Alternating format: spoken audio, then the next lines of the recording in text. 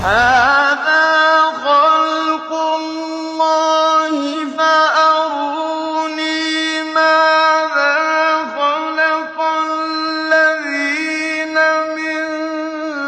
دُونِهِ ۚ بَلِ الظَّالِمُونَ فِي